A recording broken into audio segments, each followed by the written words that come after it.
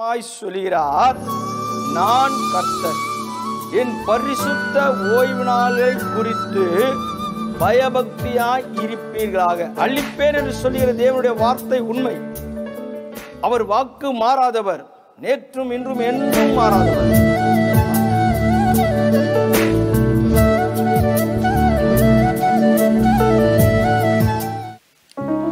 கிறிஸ்துக்குள் பிரியமானவர்களே, செம்பியம் தமிழ் பாப்டிஸ்ட் திருச்சபை சார்பாக இந்த நாளிலும் உங்களை தொலைக்காட்சியில் சந்திப்பதில் மிகுந்த சந்தோஷம் அடைகிறோம். கர்த்தர் தாமே இந்த ஆராதனை முழுவதும் நம்ம ஆசீர்வாதமாய் பிரயோஜனப்படுத்தி தருவாராக. ஹல்லேலூயா, ஆமென். என் ஓய்வு நாட்களை ஆசரித்து என் பரிசுத்த ஸ்தலத்தை குறித்து பயபக்தி உள்ளவர்களாய் இருப்பீர்களாக. நான் கர்த்தர். ஆமென். அன்பு தேவஜனமே, பரிசுத்த ஓய்வு நாள்களை நாம் பயபக்தியோடு கூட அனுசரிப்பது உண்மை என்றால், ஆண்டவர் நிச்சயமாய் நம்மோடு கூட பேசுகிறவர், நம்முடைய காரியங்களை மாற்றுகிறவராயிருக்கிறார். அவர் எல்லாவற்றிலும் மேலானவர். ஏன் தெரியுமா? நான் நேசிக்கும் தேவன் இயேசு என்றும் ஜீவிக்கிறவராயிருக்கிறார். அவர் ஜீவனுள்ள தேவனாயிருக்கிறார். அவர் நம்மையும் நேசிக்கிறவராயிருக்கிறார். எப்படிப்பட்ட சூழ்நிலையில் வாழ்ந்தாலும் அவர் நேற்றும் இன்றும் என்றும் மாறாதவராயிருக்கிறார்.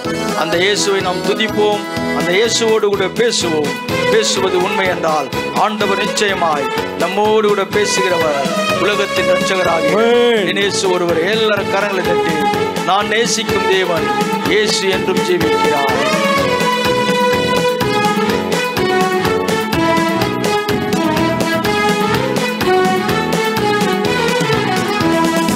நேசிக்கும் தேவன் இயேசு என்றும் ஜீவிக்கிறார்.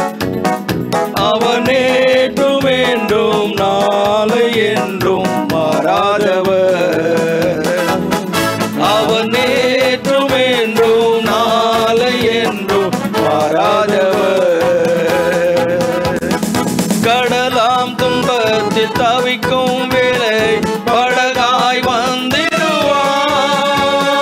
கடலாம் துன்பத்தில் தவிக்கும் வேளையில் படகாய் வந்திடுவார். இருதனிலே பகலவனாய் இயேசுவே ஒளி தருவார். இருதனிலே பகலவனாய் இயேசுவே ஒளி தருவார். நான் பாடி மகிழ்ந்திடுவே, என் இயேசுவை துதித்திடுவே. நான் பாடி மகிழ்ந்திடுவே, என் இயேசுவை துதித்திடுவே. என் ஜீவிய காலமெல்லாம் அவர் பாதத்தில் அமர்ந்திருப்பே.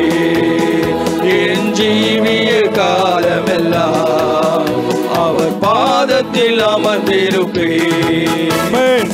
எல்லோரும் வாயில கர்த்தரை, எல்லோரும் வாயில கர்த்தரை ஸ்தோத்திரியுங்கள். ஏனென்றால் அவர் நல்லவர், நம்மோடு கூட இருக்கிறவர், நேற்றும் இன்றும் என்றும் மாறாதவராயிருக்கிறார்.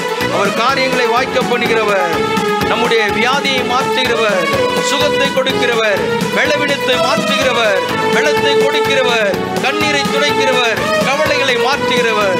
அவர் பெரியவர் ஆயிருக்கிறார். எல்லோரும் கரங்களை தட்டி,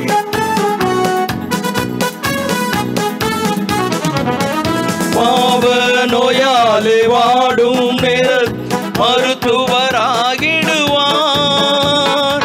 பாவ நோயாலே வாடும் நேரத்தில் மருத்துவராகிடுவார். மயங்கி விழும் பசிதனிலே மன்னாவை தந்திடுவார். மயங்கி விழும் பசிதனிலே மன்னாவை தந்திடுவார். நான் பாடி மகிழ்ந்திடுவே, என் இயேசுவை துதித்திடுவே. எல்லோரும் வாயை திறந்து, நான் பாடி மகிழ்ந்திடுவே, என் இயேசுவை துதித்திடுவே. என் ஜீவிய காலமெல்லாம் அவர் பாதத்தில் அமர்ந்திருப்பே. என் ஜீவிய காலமெல்லாம் அவர் பாதத்தில் அமர்ந்திருப்பே. கர்த்தர் நம்மோடு கூட பேசுகிறவர். அவர் ஒரு நாளும் நம்மை விட்டு விலகாத தேவனாயிருக்கிறார். அவர் நமக்கு என்ன செய்ய வேண்டும் என்று இயேசு அறிந்தவராயிருக்கிறார். அவர் நம்மோடு இருக்கும் பொழுது நாம் எதை குறித்தும் கலங்க தேவையில்லை. சமாதானத்தின் காரணர் இயேசு அல்லவா? அவரோடு கூட நீ பேசுவது உண்மை என்றால் நிச்சயமாய் அவர் நம்மோடு கூட பேசுகிறவராயிருக்கிறார். இயேசு நீங்க இருக்கையில நாங்க சோர்ந்து போவதே இல்லை அப்பா. நம்மை சோர்ந்து போகாதபடி செய்கிறவர் உலகத்தின் இரட்சகராக இயேசு. எல்லாரும் கலங்கி தட்டி உற்சாகமாய் உற்சாகமாய் ஆவியானுடைய வல்லமை உணரும்படியாய்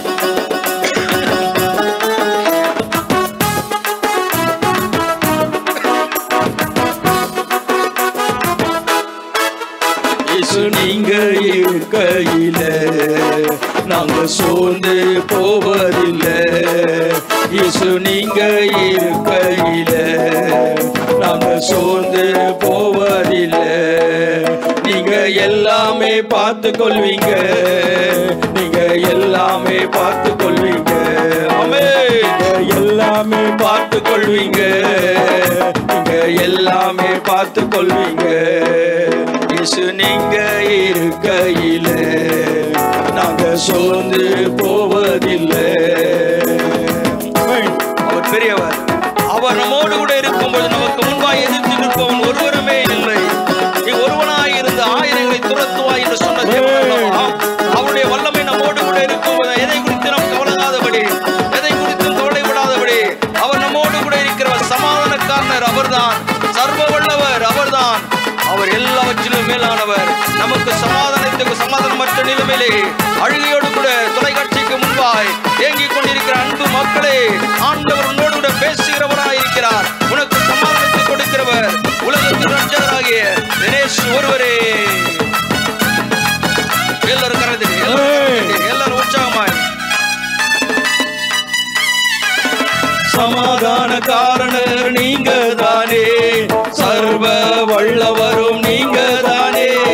சமாதான காரணர் நீங்க தானே, சர்வ வல்லவரும் நீங்க தானே.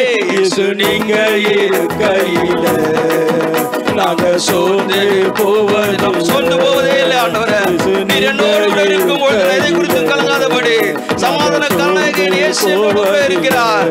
எல்லாரும் கரந்தட்டி அதிசய தேவன் நீங்க தானே, ஆலோசனை கர்த்தர் நீங்க தானே.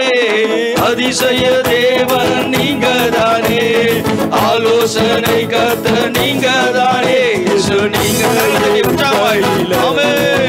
நாங்க சோர்ந்து போவதில்லை. இயேசு நீங்க இருக்கையில நாங்க சோர்ந்து போவதில்லை. தாயும் தகப்பனும் நீங்க தானே, தாங்கும் சுமை தாங்கி நீங்க தானே. தாயும் தகப்பனும் நீங்க தானே, தாங்கும் சுமை தாங்கி நீங்க தானே. இயேசு நீங்க இருக்கையில எல்லாரும் கரங்களை தேவ ஆவியான அபிஷேகத்தின் வல்லமை நிரப்பும்படியாய் ஆண்டவர் நம்மோடு பேசுகிறவர் அவர் ஒருவரே. ஆண்டவர் நீர் என்னோடு இருக்கும்போது ஒருவன் எனக்கு முன்பாய் எதிர்த்து நிற்பதே இல்லை. இருக்கையில நாங்க சோர்ந்து போவதில்லை. இருள் நீக்கும் வெளிச்சம் நீங்க தானே, ரட்சிப்பின் தேவன் நீங்க தானே. இருள் நீக்கும் வெளிச்சம் நீங்க தானே, ரட்சிப்பின் தேவன் நீங்க தானே. இயேசு நீங்க இருக்கையில நாங்க சோர்ந்து போவதில்லை. இயேசு நீங்க இருக்கவே நாங்க சோர்ந்து போவதில்லை. எல்லாமே எனக்கு நீங்க தானே, எனக்குள் வாழ்பவரும் நீங்க தானே. எல்லாமே எனக்கு நீங்க தானே, எனக்குள் வாழ்பவரும் நீங்க தானே. இயேசு நீங்க நாங்க சோர்ந்து போவதில்லை. இயேசு நீங்க இருக்கையில நாங்க சோர்ந்து போவதில்லை. இயேசு நீங்க இருக்கையில நாங்க சோர்ந்து போவதில்லை. ஆண்டவர் நம்மோடு கூட பேசுகிறவர். அவருடைய வார்த்தையிலே வல்லமை இருக்கிறது. அவருடைய வார்த்தையை கேட்போம். பரிசுத்த ஆவியானவர் நம்மோடு கூட பேசுவார்.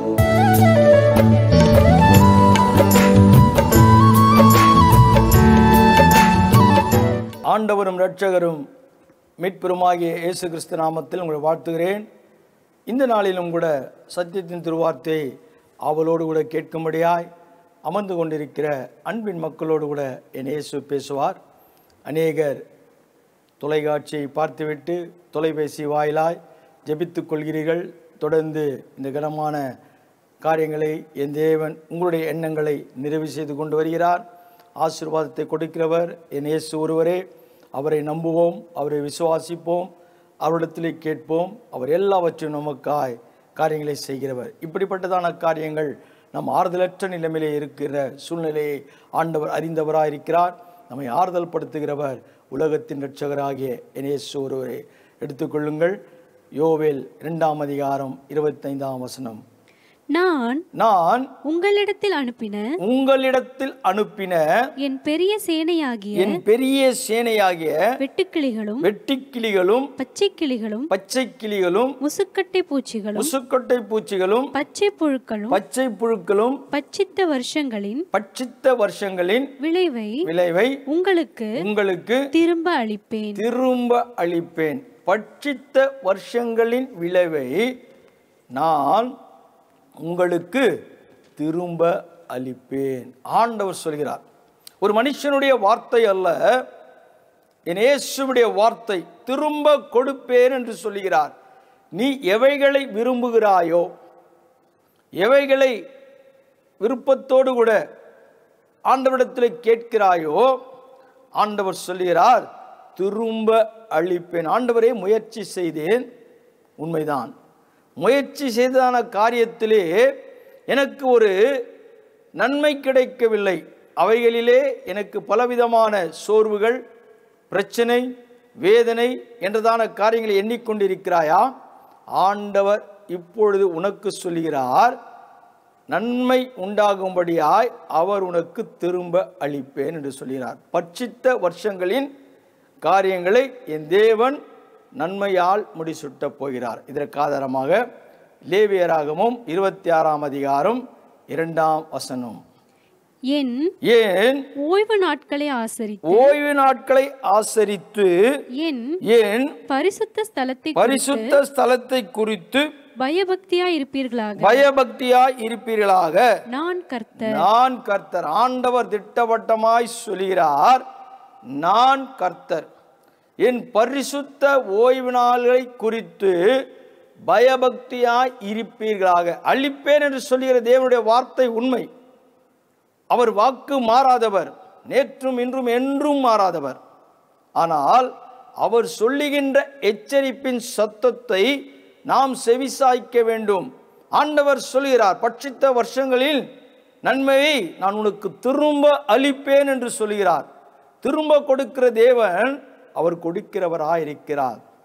நம்மிடத்தில் ஏதோ ஒரு குறை, ஒருவேளை பரிசுத்த ஆலயத்திற்கு போகக்கூடாதபடி உன்னுடைய அருவருப்புகள் இருப்பது உண்மை என்றால், அன்பு தேவஜனமே, உன்னுடைய அருவருப்புகளை அவர் பார்வையிலிருந்து அகற்றிவிட்டால் நீ இனி அலைந்து திரிவதில்லை என்று சொல்லுகிற தேவனுடைய வார்த்தை தொடர்ந்து சொல்லுகிறது. பட்சிக்கப்பட்டதான வருஷங்களின் விளைவை ஆண்டவர் திரும்ப அளிப்பேன் என்று சொல்கிறார். நன்மை செய்வேன் என்று சொல்கிறார்.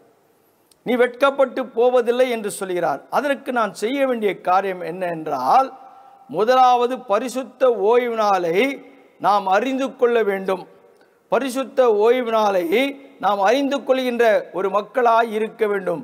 ஆண்டவருடைய காரியத்தை நாம் செய்கிறவர்களாக இருக்கும். என் ஓய்வு நாட்களை ஆசரித்து என் பரிசுத்த ஸ்தலத்தை குறித்து பயபக்தியாய் இருப்பீர்களாக. என்னுடைய பரிசுத்த ஸ்தலத்தை குறித்து ஒரு பயம் வேண்டும். பயப்படாதே என்று சொல்கிற தேவன்தான்.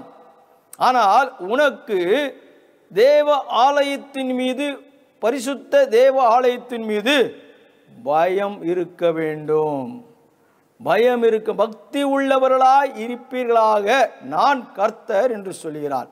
அந்த கர்த்தர் என்னுடைய வாழ்க்கையிலே மேய்ப்பராய் இருக்க வேண்டும். அதை நாம் அறிந்து கொள்வது உண்மை என்றால், ஆண்டவர் நமக்கு எல்லாவற்றையும் நன்மையாய் செய்கிறார். ஏன் இன்னுமாய் நன்மை வரவில்லை? ஏன் இன்னுமாய் என் குடும்பத்தில் பிரச்சனை? ஏன் இன்னுமா என் குடும்பத்தில் வேதனை என்றால், நான் கர்த்தர் என்பதை நாம் அறிந்து கொள்ளவில்லை. அந்த பரிசுத்த ஸ்தலத்திற்கு நேராய் நாம் பயபக்தி உள்ளவர்களாய் காணப்படவில்லை. நமக்குள் ஒரு பயம் வேண்டும், நமக்குள் ஒரு பரிசுத்தம் வேண்டும். 3ஆம் வசனம் சொல்லுகிறது, நீங்கள் என் கட்டளைகளின்படி நடந்து என் கற்பனைகளை கைக்கொண்டு அவைகளின்படி செய்தால். ஆண்டவர் சொல்லுகிற வார்த்தை இதுதான். என் கற்பனைகளின்படி, என் கட்டளின்படி கை கொண்டு அவைகளின்படி செய்தால். ஆண்டவர் சில நேரங்களிலே நமக்கு சில காரியங்களை சொல்லிக் கொடுக்கிறார், ஒரு கட்டளையை கொடுக்கிறார். அந்த கட்டளைக்கு நாம் செவிசாய்த்து கீழ்ப்படிய வேண்டும். ஏன் இன்னுமாய் வாழ்க்கையிலே பிரச்சனை, ஏன் இன்னுமாய் வாழ்க்கையிலே வேதனை என்று நினைத்து பார்த்தீர்களா? ஆண்டவருடைய சத்தத்திற்கு நாம் செவிசாய்க்கவில்லை, அவருடைய கட்டளைக்கு நாம் கீழ்ப்படியவில்லை. ஆகவேதான் நம்முடைய காரியங்கள் பட்சிக்கப்படுகின்ற அனுபவத்திற்குள்ளே கடந்து போகிற சூழ்நிலையா இருக்கிறது. நீ ஆண்டவருடைய சத்தத்திற்கு செவிசாய்ப்பது உண்மை என்றால், ஆண்டவருடைய வார்த்தைக்கு கீழ்ப்படிவது உண்மை என்றால், 4ஆம் வசனம் சொல்லுகிறது, நான் ஏற்ற காலத்தில் உங்களுக்கு மழை பெய்ய பண்ணுவேன், பூமி தன் பலனையும் வெளியிலுள்ள மரங்கள் தங்கள் கனியையும் கொடுக்கும். அன்பு தேவஜனமே, அவருடைய பரிசுத்த ஆலயத்திற்குள்ளே பயபக்தி உள்ளவர்களாய் இருப்பது நான் கர்த்தர் என்பதை அறிந்து கொள்வது உண்மை என்றால், அவருடைய கற்பனைகளை, அவருடைய கட்டளையை கீழ்ப்படிந்து நடப்பது உண்மை என்றால், வேதம் திட்டவட்டமாய் சொல்கிறது, நான் ஏற்ற காலத்தில் உங்களுக்கு செய்ய வேண்டிய காரியங்களை செய்வேன். திருமணமாகவில்லை, அழுது கொண்டிருக்கிறாய், உண்மைதான். குழந்தை கிடைக்கவில்லை, உண்மைதான். மருத்துவமனையில் இன்னுமாய் வேதனையான காரியம் முடியவில்லை, உண்மைதான். எல்லாம் உண்மைதான். ஆனால் இவைகளெல்லாம் நீ கேட்கிறாய். தொழில் முடிந்து விட்டது, வியாபாரம் ஒடுக்கப்பட்டது நினைக்கிறாய், உண்மைதான். ஆனால் நீ தேவனுடைய ஆலயத்தை கனம் பண்ணுகிறாயா? ஆண்டவருடைய சத்தியத்தின் திருவார்த்தையை கீழ்ப்படிந்து அதன்படி நடக்கிறாயா என்று கேள்வி கேட்கும் பொழுதுதான் நமக்குள்ளே ஒரு பிரச்சனை காணப்படுகிறது. ஆம் ஆண்டவரே, சொல்வது உண்மைதான். நான் உம்முடைய ஆலயத்தை கனம் பண்ணுவதில்லை, இன்னுமா என் அருவருப்புகள் என்னை விட்டு அகன்று போகவில்லை. அப்படி என்றால் நீ எப்படி இனி அலைந்து திரிவதில்லை என்ற வாக்குத்தத்தமான வார்த்தை நமக்கு கிரியை செய்யும். அருவருப்புகளை அகற்றிவிடுங்கள். அவருடைய சத்தியத்தின் திருவார்த்தைக்கு கீழ்ப்படிவது உண்மை என்றால், ஏற்ற காலத்திலே ஆண்டவர் மழையை வரப்பண்ணுகிற தேவன் மாத்திரமல்ல, வெளியில் உள்ள மரங்களும் கனிகளை கொடுக்குமாம்.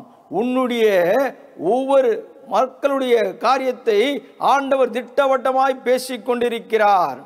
நீ ஒரு நபர் உன் குடும்பத்திலே நீ அவிசுவாசத்தோடு கூட வாழ்வது, அதை மாற்றி ஆண்டவருக்கு பயந்து காரியங்களை செய்யும்போது உன் நிமித்தமாய் உன் குடும்பம் ஆசீர்வாதமாய் இருக்கிறது, உன் நிமித்தமாய் உன் தேசம் மாற்றப்படுகிறதாம், உன் தேசம் ஆசீர்வாதமாய் காணப்படுகிறதாம். தேசமே பயப்படாதே, மகிழ்ந்து களி கூறு, கர்த்தர் பெரிய காரியங்களை செய்வார்.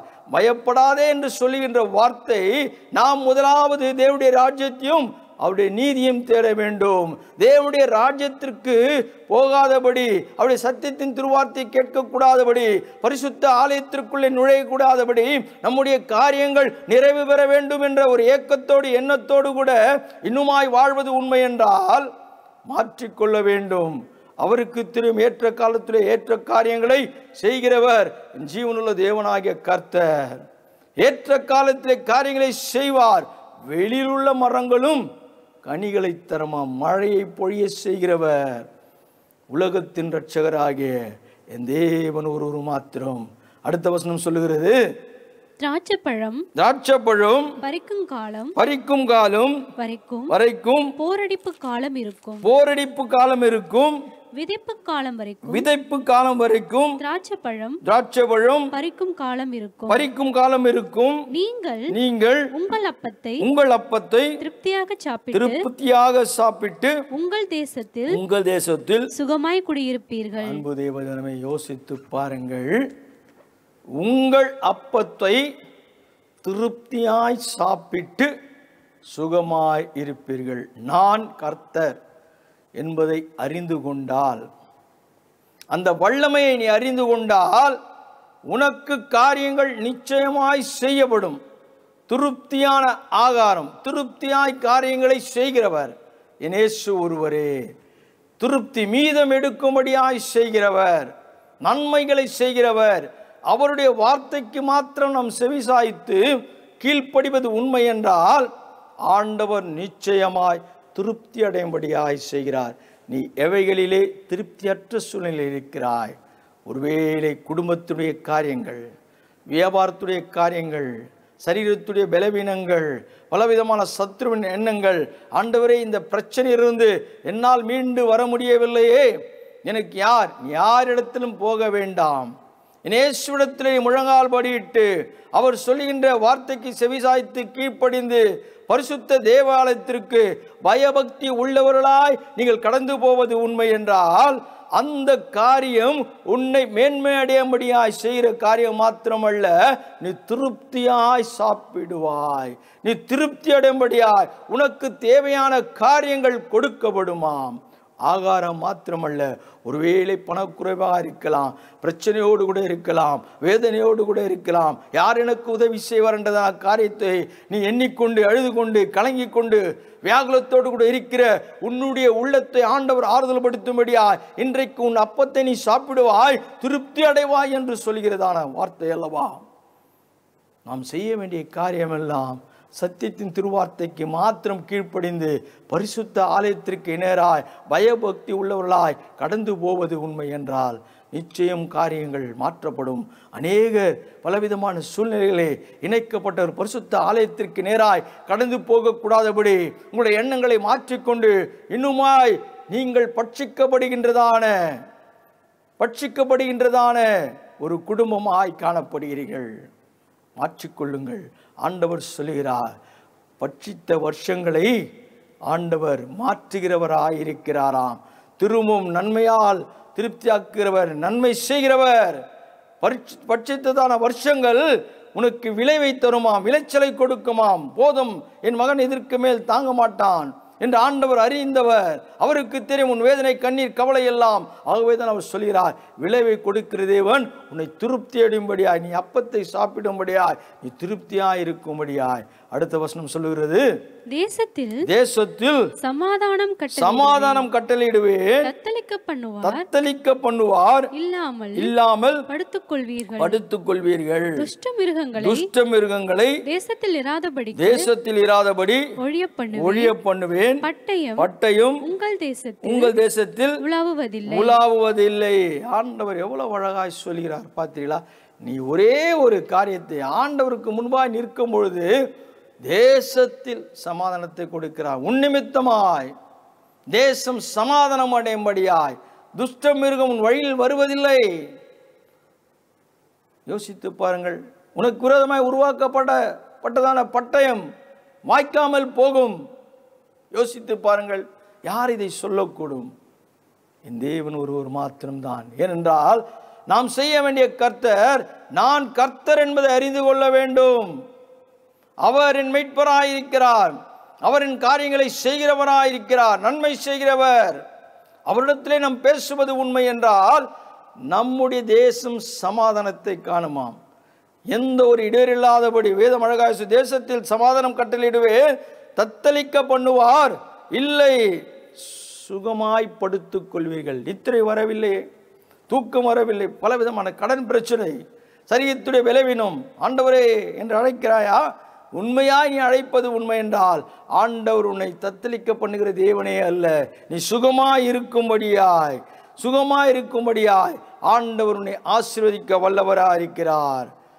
பட்டை உங்கள் மேல் வராது, ஏனென்றால் ஆண்டவர் பெரியவர், பெரிய காரியங்களை செய்கிறவர். உனக்கு விரோதமாய் உருவாக்கப்படுகிற எந்த ஆயுதமும் வாய்க்காமல் போகும். அடுத்த வசனம் சொல்கிறது, உங்கள் சத்துருக்களை துரத்துவீர்கள், அவர்கள் உங்கள் முன்பாக பட்டயத்தால் விழுவார்கள். சத்துருவை துரத்துகின்ற வல்லமை பிசாசுகளை துரத்துகின்ற வல்லமை, கிரியைகளை முறியடிக்கின்ற வல்லமை ஆண்டவர் நமக்கு கொடுத்து விட்டார். ஏன் தெரியுமா? நீங்கள் செய்ய வேண்டிய காரியமெல்லாம் பரிசுத்த தேவாலயத்திற்குள்ளே பயபக்தி உள்ளவர்களாய் இருப்பது உண்மை என்றால் ஆண்டவர் நிச்சயமாய் நம்முடைய காரியங்களை ஆசீர்வதிக்கிறவராயிருக்கிறார்.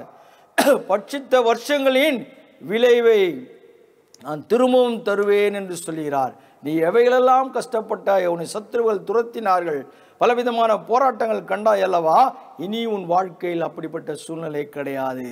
உன்னை கண்டு ஓடுவார்கள், உன்னை கண்டு பயப்படுவான். யாரையெல்லாம் கண்டு பயந்தாயோ ஆண்டவர் சொல்கிறார், உன்னை கொண்டு காரியங்களை செய்யும்படியாய் துரத்தும்படியாய் செய்வாராம். தேவ வல்லமை.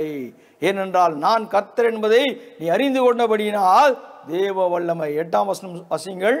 உங்களில் 5 பேர் 100 பேரை துரத்துவார்கள். 100 பேரை துரத்துவார்கள். உங்களில் 100 பேர் 10,000 பேரை துரத்துவார்கள். உங்கள் சத்துருக்கள் உங்களுக்கு முன்பாக பட்டயத்தால் விழுவார்கள். உங்கள் சத்துரு யாரெல்லாம் உன்னை அழிக்க வேண்டும், உங்கள் குடும்பத்தை அழிக்க வேண்டும் என்று காணப்பட்டார்களோ அவர்கள் உங்களுக்கு முன்பாய் பட்டயத்தால் விழுவார்களாம். நீ எதை குறித்தும் கலங்காதே. நாம் செய்ய வேண்டிய காரியமெல்லாம் நான் கர்த்தர் என்றுதான விசுவாசத்தோடு கூட நீ இருக்க வேண்டும்.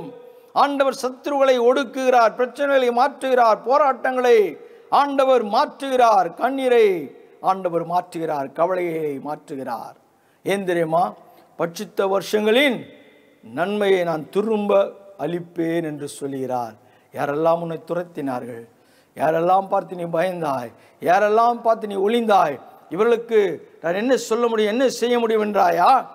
ஆண்டவர் காரியங்களை மாற்றிவிட்டார். அடுத்த வசனம் சொல்கிறது, நான் உங்கள் மேல் கண்ணோக்கமாயிருந்து உங்களை பழுகவும் பெருகவும் பண்ணி உங்களோடு என் உடன்படிக்கையை திடப்படுத்துவேன். அன்பு தேவ ஜனமே, யோசித்து பாருங்கள். உங்களோடு நான் பண்ணின உடன்படிக்கை ஆண்டவர் சொல்லிவிட்டாரே, இனி நன்மை செய்வேன் என்று சொன்னார் அல்லவா?